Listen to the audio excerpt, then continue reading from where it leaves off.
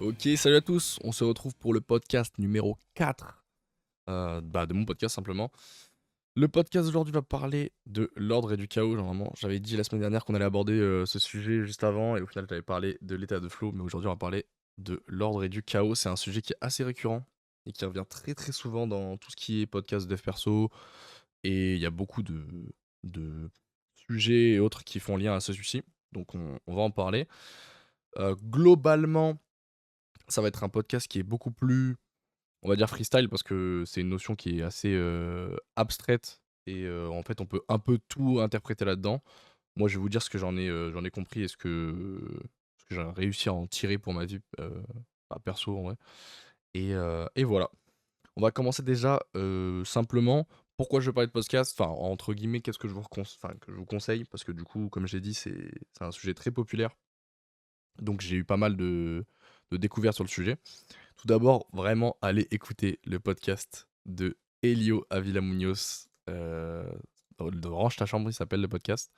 Il y a deux éditions qui abordent très clairement ce thème.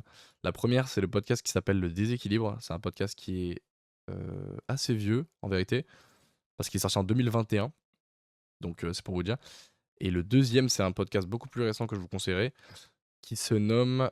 euh, Alors, c'était ne cache pas les choses Ouais, ok, on va reprendre. C'est la règle numéro 3 du livre Au-delà de l'ordre du docteur Jordan Peterson qui se nomme Ne cache pas les choses indésirables dans la brume. C'est super dur à dire, mon dieu. Ok, bon, déjà, on en est là. Déjà aussi, il faut savoir que c'est des thèmes que j'ai beaucoup vus dans les livres que j'ai regardés, enfin, que j'ai écoutés et lus, entre guillemets. Je dis écouter parce que dans le podcast numéro 2, si j'ai dit pas de conneries. Oui, on a parlé du livre 48 lois du pouvoir, dans le podcast numéro 1, pardon. Et dans le 2, entre guillemets, un peu avec Machiavel. Et dans les deux thèmes, en fait, c'est l'ordre et le chaos, l'équilibre et les découvertes, c'est quelque chose qu'on étudie pas mal. Donc, on va parler tout d'abord, enfin, ça va être trois parties aujourd'hui. On va parler déjà de l'ordre, du chaos, et la troisième partie portera sur l'équilibre. Ce sera un peu une conclusion à tout ça. Donc, on va commencer. Tout d'abord, c'est quoi l'ordre? Alors, l'ordre, c'est savoir suivre des principes établis et ne pas sortir du rang. L'ordre, ça sert principalement à maintenir un groupe en place, une nation, une société, un ensemble d'individus, on va dire, dans une harmonie qui lui permettra d'avancer sereinement, en fait. Lorsqu'on voit l'ordre d'un point de vue individuel, ça correspond généralement à la capacité d'être organisé, organiser ses tâches, par exemple, son quotidien, sa vie, plus globalement, tu vois, savoir être quelqu'un tu ranges tes affaires, tu, enfin, c'est une discipline, quoi, au quotidien. Donc et puis ça apporte surtout un sentiment de contrôle et de sécurité. Donc c'est super cool, en vérité. Hem, pour être productif, en fait, c'est une notion clé, je pense, à ne pas du tout négliger. Parce qu'en fait, sans ordre, on se prend une montagne de tâches qui nous freinent, en fait. Si vous voulez, c'est un peu le principe d'ordre et de savoir s'organiser. Parce qu'en vrai, l'ordre et le chaos, ça paraît très abstrait comme notion. Mais en vérité, c'est juste savoir être organisé pour l'ordre. Et le chaos, c'est plus la notion de découverte, en fait. C'est la notion de nouveauté, le chaos, en vérité. Donc je vais parler de ça, mais c'est surtout ça que ça veut dire, en fait. Enfin, comme ça que j'utilise. Et comme ça que j'ai appris, entre guillemets, à voir le terme. En gros, si on n'est pas assez organisé, on va être croulé sous une montagne d'objectifs et de tâches à faire. Et c'est extrêmement déstabilisant. Pourquoi? Eh bien simple, parce qu'en fait, quand vous devez monter une montagne, par exemple, on va prendre un exemple récent. Voilà. Euh, Quelqu'un veut monter l'Everest, au hasard. Et en fait, cette personne, elle va se dire, ok, demain je monte l'Everest. C'est impossible. Parce qu'en fait, t'es pas préparé, tu sais pas faire des nœuds, tu sais pas t'assurer, il y a plein de petites étapes à apprendre. Et c'est ce principe d'organisation qui va nous permettre d'apprendre ces étapes et d'avancer enfin, dire petit pas par petit pas, mais petit à petit, vers notre objectif. Donc c'est super important, même pareil, quand tu gravis l'Everest, il y a 4 camps enfin il y a 4 camps. Et en fait, 4, attends, camp de base, ouais. Ouais, je crois que c'est 4 camps. Bref, et pour aller au sommet, en fait. Et ça transmet aussi cette notion d'étape, en fait. Chaque chose peut être réalisée, et même un exploit incroyable. Tout ce que faire, c'est arriver à s'organiser, se mettre des tâches qui sont faisables dans l'instant T, et avancer jour après jour, en fait. Et c'est très très important, moi, c'est quelque chose que j'utilise beaucoup dans ma vie. Et en fait, voilà, savoir être organisé, bah, c'est tout con, mais Ça lie aussi l'importance des habitudes. Alors d'ailleurs, un livre qu'on parlera sûrement bientôt, que je suis en train de voir pour étudier, c'est un livre qui se nomme Atomic Habits, qui est aussi un classique de fou. Et j'accorde beaucoup, beaucoup, beaucoup d'importance aux habitudes, encore plus maintenant. Et ça lie à ça en fait. Vous voyez, avoir des habitudes qui sont concrètes et qui viennent d'une organisation, et ben en fait, ça nous donne une discipline au quotidien qui est super importante, déjà pour pouvoir agir dans les moments de crise. Quand tu as de la discipline, en fait, malgré qu'une tâche soit difficile, tu vas la faire parce que tu sais que c'est ton devoir de le faire. Et quand tu t'enlèves cette notion d'envie et de «Ah, j'ai pas envie de faire quelque chose, j'ai la flemme, je suis fatigué», et que tu sais que tu dois faire quelque chose, donc tu le fais, tu as une force incroyable.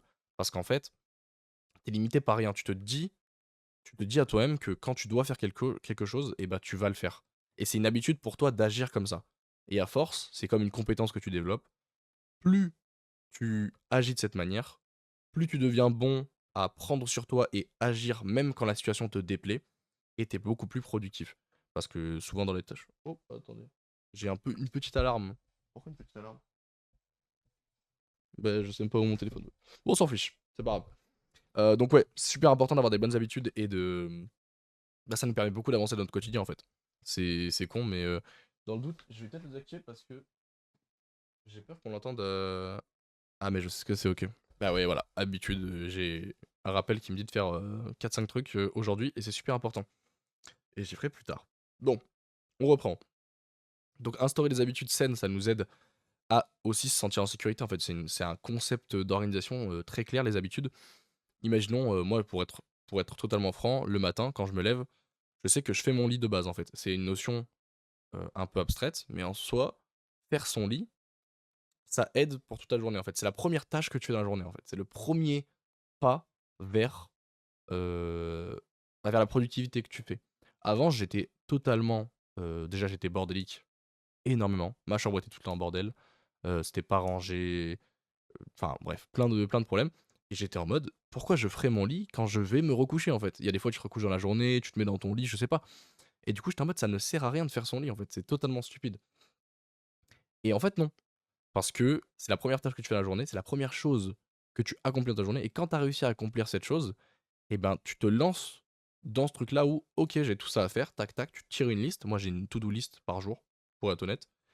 Et en fait, avoir une suite d'habitudes, moi, c'est faire mon lit, écouter un podcast d'actualité, des étirements, des compléments alimentaires. Après, bah, je vais faire tout ce qui est hygiène, donc je me lave les dents, je sais pas si j'ai des crèmes ou des trucs comme ça, etc. Et voilà, c'est ma routine du matin, entre guillemets. C'est pas un truc de fou, mais en fait, ça me permet de, tous les matins, d'avoir un truc qui est productif à faire pour moi et d'avancer dans la même direction tous les jours, en fait. Et ça renforce ce truc-là de, c'est mes habitudes, il faut que je le fasse, et ça m'instaure un quotidien qui est, on va dire, discipliné, même si c'est pas vraiment un terme à parler comme ça. En fait, là, on va parler un peu des dangers de l'ordre. Alors pourquoi l'ordre, c'est un petit peu, enfin, dangereux, entre guillemets, oui et non. Mais en fait, l'ordre poussé à l'excès, ça, par essence, enfin, ça fait qu'on manque de créativité, en fait. Parce que sans chaos, si on garde uniquement l'ordre, en fait, on va uniquement agir sur les trucs qu'on connaît déjà, et on va faire les mêmes choses en boucle. On est trop rigide, et en fait, quand on suit les règles aveuglément, c'est c'est difficile d'innover ou de se réinventer, en fait. Vous voyez, on parlait des règles, des lois du pouvoir, savoir se réinventer. En fait, quand tu suis les règles aveuglément, bah, tu t'enfermes dans un quotidien confortable, par peur du changement, et je pense que c'est nocif pour le développement enfin, le développement de soi, en tout cas, et potentiellement le développement d'une communauté, d'un groupe, et cetera. Le changement, c'est important, mais pour pouvoir changer, il faut d'abord devenir un maître de l'ordre. C'est ça qu'on voit. Être quelqu'un de discipliné et savoir respecter les règles nous permet de devenir un maître de l'ordre, et quand on est un maître de l'ordre, on peut se permettre d'explorer le chaos. Il y avait dans le podcast du coup que je vous conseille de Elio, il y avait une phrase qui était super intéressante. Quand tu vois un enclos avec une barrière, tu n'as pas le droit d'enlever cette barrière sans savoir pourquoi elle a été posée. Ton devoir, si tu veux agir de la bonne manière, c'est comprendre pourquoi cette barrière a été posée, donc entre guillemets respecter les règles telles qu'elles sont faites, même si tu ne les comprends pas. Ensuite, les comprendre, faire en sorte de les assimiler, et voir si cette règle est pertinente, et donc l'appliquer. Il parlait aussi pareil de Hermione, c'était marrant, genre dans Harry Potter, qui est une référence qu'on connaît tous. En fait, Hermione, c'est la meilleure élève, elle est intelligente, elle est brillante, elle fait tout, mais par moments, elle ne respecte pas les règles parce que elle a compris qu'elle devait agir, selon les règles qui lui sont imposées et quand elle ne reconnaît pas ces règles comme positives au développement entre guillemets, de l'école, de ses pour ses amis et cetera, elle va les enfreindre et c'est super important donc enlève cette barrière uniquement quand tu as compris à quoi elle servait et si tu as vraiment compris qu'elle ne servait plus à rien. Peut-être qu'il faut la remplacer par une nouvelle barrière, du coup, entre guillemets, un nouveau truc, mais d'abord, il faut comprendre à quoi ça sert et c'est super important donc avant de devenir quelqu'un qui explore des nouveautés, quelqu'un de créatif, il faut savoir devenir un maître de l'ordre, sinon on se perd. Pourquoi le chaos, c'est super intéressant? Le chaos, c'est la notion voilà, on passe du coup sur la partie 2, la partie qui parle du chaos. Le chaos, c'est une notion hyper intéressante parce que ça nous parle de créativité, de «désordre» entre guillemets et en fait, ce qui est cool dans le chaos, c'est que c'est aussi cette notion de savoir être, réactif, tu vois? Sur le truc, on répond et c'est des avantages parce qu'en fait, ça nous donne une flexibilité, on est beaucoup plus, enfin, quand tu es habitué à la nouveauté et entre guillemets «au changement», t'es rarement surpris, en fait, parce que t'es habitué à tout ça au quotidien. Quelqu'un qui va, on va dire, je sais pas, un athlète, qui aime sa discipline, qui fait que ça tout le temps, tout le temps, tout le temps, tout le temps, tu le mets dans un autre sport, il est perdu, en fait. Quelqu'un qui touche à plusieurs domaines, il a beaucoup bon, pour le sport, c'est un peu différent, mais vous comprenez que ça donne une notion de flexibilité à ce qu'on fait et c'est super, je vais mettre mon téléphone en silencieux parce qu'en fait, c'est parti et c'est super important, pour le développement de soi, de savoir, en fait, savoir se renouveler. C'est ce qu'on disait, c'est la règle, numéro j'ai oublié le numéro, mais en gros, c'est la règle qui dit ça reinvent yourself. Donc savoir se réinventer. Il faut savoir trouver des choses nouvelles parce qu'il y a des jours où on va aimer faire quelque chose. Il y a on va dire que, telle année, ma passion, c'est ça et ça se trouve dans 2 ans, ce sera plus ça et c'est mon devoir en tant que personne de trouver d'autres choses qui me plaisent et pour ça, le seul moyen et l'unique moyen de trouver de nouveaux centres d'intérêt, de nouvelles, passions, de nouvelles choses qui me plaisent, c'est de tester plusieurs choses. Ne pas être freiné au changement, ne pas être, réfractaire à ça et trouver, de nouveaux axes, de développement, d'horizon, de pensée, savoir être ouvert aux autres, tu vois? Ne pas vous voyez, le chaos peut être un peu vu comme le progressisme. Alors dans le temps actuel, je pense que c'est pas du tout, le cas parce que actuellement, je pense que le progressisme se veut, dénué d'ordre, en fait. Actuellement, je pense qu'on est dans une ère où les gens qui sont progressistes et qui veulent le changement ne veulent pas comprendre pourquoi les règles sont établies d'une certaine manière. Ils disent juste qu'elles sont injustes, la plupart du temps, on va dire, qu'elles sont extrêmement injustes et pas normales et du coup, il faut les changer. Je pense que c'est extrêmement dangereux cette mode de pensée parce qu'en fait, c'est tout le temps entre guillemets, c'est arbitraire, en fait. C'est arbitraire. On réfléchit pas à ce qui est bon et juste, on réfléchit uniquement à ce qu'on a envie et quand on est guidé par l'envie et les émotions et pas par la logique et entre guillemets, la réflexion, tu vois? Entre guillemets, la pensée et je pense qu'on se perd très, très vite dans des lubies, en fait. On est attiré par ce qui nous plaît et c'est très mauvais, je pense. Actuellement, les gens vont, du coup, vouloir enlever la barrière sans comprendre pourquoi elle est là et je pense que c'est mauvais, non pas forcément que le besoin de garder la barrière, mais je pense que tout le monde a besoin de comprendre le point de vue des autres pour pouvoir trouver une solution ensemble. Donc voilà, après c'est de la même manière que pour l'ordre, le chaos a une certaine notion de danger. Hem, le chaos, si tu te laisses uniquement, comme j'ai dit, emporter dans ça, tu te perds en fait. Tu te perds parce que t'as pas de repères, tu te bloques et c'est Elio qui nous parlait dans son podcast «L'équilibre», qui était super intéressant, que lui dans sa vie, il avait, une notion d'équilibre entre guillemets «parfaite» quand il était en études, à HEC Lausanne. Où en gros, il avait une habitude enfin, il avait une liste d'habitudes qui était claire, il faisait ses courses tel jour, le matin il se levait, tac tac, il allait à l'amphithéâtre, préparer ses cours de la journée. En fait, il faisait tout le temps les mêmes choses qui étaient récurrentes dans sa vie sur un même rythme. Donc il avait des habitudes qui lui donnaient un sentiment de sécurité et à côté de ça, il développait ses compétences dans d'autres domaines, il apprenait de nouvelles choses et pareil, il développait, son physique, des fois ça peut être une passion et cetera et c'est super important. Moi, honnêtement, je vous le conseille à tous si vous êtes, individuellement, on va dire, vous avez une passion, un projet, n'importe quoi, et ben, trouvez un équilibre dans votre vie. et trouver des choses qui, sont à faire de manière récurrente. Bah, par exemple les courses, ranger sa chambre, faire le ménage, toutes ces tâches qui sont un peu barbantes, on va dire. Avoir une habitude de les faire tel jour, telle date, et cetera, et d'être dans une liste, à remplir, bah, je trouve que ça aide. Moi, honnêtement, les to-do list, je trouve ça génial. Moi, par exemple, j'en ai une et quand, en fait, j'ai ma to-do list, je fais les choses et quand j'ai terminé de faire cette chose, je la coche et j'ai un sentiment d'accomplissement, en fait. J'ai accompli quelque chose dans ma journée, je l'ai faite. À la fin de ma journée, je regarde ce que j'ai réussi à faire, ce que j'ai pas réussi à faire. Le but est bien évidemment de tout accomplir.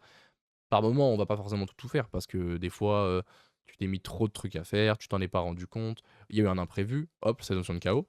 Mais c'est pas grave parce que dans tous les cas, vu que tu t'es mis une liste de choses à faire, tu as rempli ces tâches ou en tout cas tu as essayé de le faire et à terme, c'est le plus important. Sur le long terme, quelqu'un qui remplit des tâches au quotidien, sur un mois, on aura fait beaucoup plus que quelqu'un qui n'en fait pas. Parce qu'en fait, quand tu agis que par envie, ah, j'ai envie de travailler sur ça, là tu le fais, ok. Mais quand tu te dis, ok, tel jour, tel jour, tel jour, je dois travailler sur ça, et bah tu le feras en fait. La discipline, ça permet de se développer, et c'est une notion qui est essentielle par exemple dans le sport, notamment c'est de la salle de sport. Tout le monde qui va à la salle de sport a remarqué que c'est compliqué d'avoir une passion pour la salle au point où tu vas tout le temps par. Enfin, c'est différent par personne, mais entre guillemets, la salle de sport au début, il y a un sentiment qui est très addictif, tu as des résultats assez rapides, tu, euh, tu découvres entre guillemets des capacités sportives et tout, tu te sens mieux au quotidien, tu te sens plus énergique. C'est un besoin après, même mentalement, ça aide beaucoup sur de la remise en question, c'est super intéressant la salle de sport. Mais au bout de, tu vois, 4 5 6 mois, les résultats ils stagnent un peu, tu te retrouves un peu dans faux rythme où tu dois y aller, tu te dis: «Ah putain, ah j'ai ça à faire et tout, est-ce que j'y vais, est-ce que j'y vais pas?» Et après au bout d'un moment, tu finis par arrêter un petit peu, tu y vas moins, puis tu stoppes, puis après tu reprends. Et la notion de discipline, c'est arriver à se mettre des limites où tu te dis: «Bah, tel jour, par habitude, j'y vais, en fait». Et ça ne change pas. Parce que c'est mon habitude, c'est dans ma journée. C'est pas considéré comme une option qui est effaçable. C'est tout comme je dois aller, imaginons travailler, tout comme je dois aller à la salle de sport et tu le fais et c'est bien pour toi. Après certains, n'ont pas forcément l'envie de faire de la salle de sport et je peux comprendre. Mais, c'est une idée. Ça peut être appliqué à tout. Tu vois, pour un projet que tu veux, pour un projet de cours, pour un projet perso, pour plein de trucs. Tu peux toujours arriver à rentrer ça dans une discipline du quotidien et arriver à trouver un équilibre dans ce truc-là où tu as tes habitudes, tu as cette discipline-là qui t'aide à avancer. Et à côté de ça, tu découvres de nouvelles choses. Tu apprends une nouvelle langue, tu apprends des nouvelles compétences. Tu essaies de pas stagner en fait. C'est super important. Et tu vois, écouter des podcasts sur. Bon, moi je fais ça après, mais chacun fait comme il veut. Mais écouter des podcasts sur de l'actualité, écouter des podcasts sur des gens qui ont des expériences personnelles à te raconter, des modes de pensée, des philosophies et tout. Je pense que c'est super intéressant. Lire par exemple, je pense que c'est un très très bon moyen de découvrir de nouvelles choses.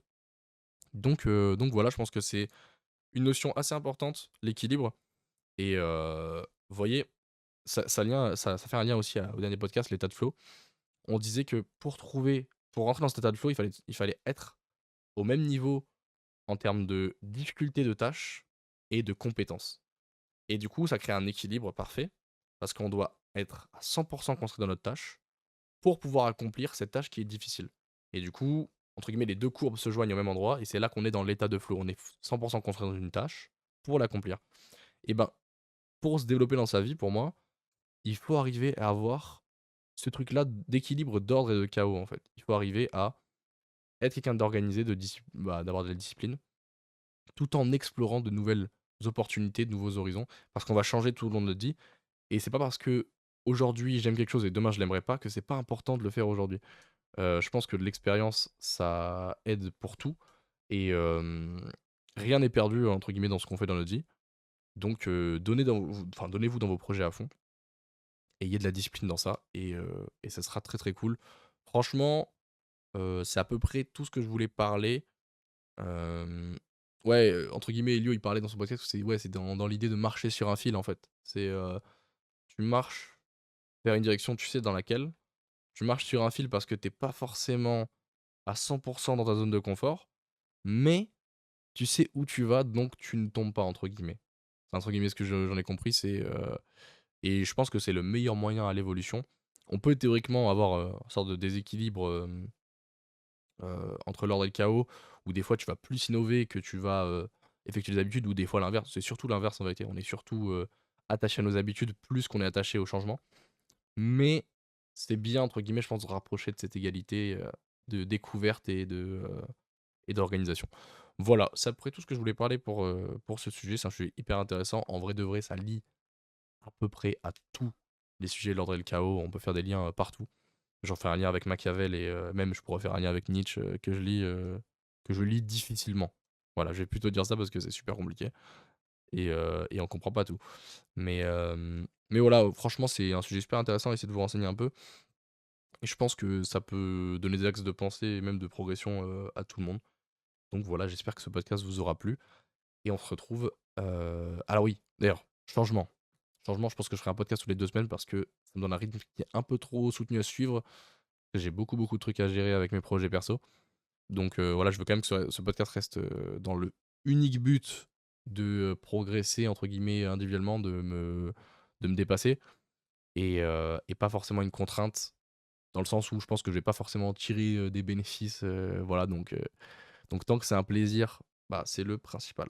Voilà, j'espère que ça vous aura plu. On se retrouve normalement, du coup, le dimanche 27. Voilà, dimanche 27. Et j'espère pouvoir parler du coup des habitudes plus en profondeur. Et j'espère avoir lu le livre Atomic Habits. Ou sinon, s'il y a un sujet qui m'a passionné dans les livres que j'ai lus, enfin que je suis en train de lire, bon, même si je pense que j'aurai pas tout fini, hein, mais bah, clairement pas. Mais si je finis le livre Le bien et le mal de Nietzsche, peut-être que j'en parlerai, même si c'est extrêmement compliqué, mais peut-être qu'on en parlera vaguement. Et peut-être que je lirai 2 sujets, je sais pas. On verra. En tout cas, tout est à prévoir. Donc voilà, je vous remercie et puis à dans 2 semaines. Ça fait bizarre de pas dire à la semaine prochaine. Mais voilà, à dans 2 semaines, salut.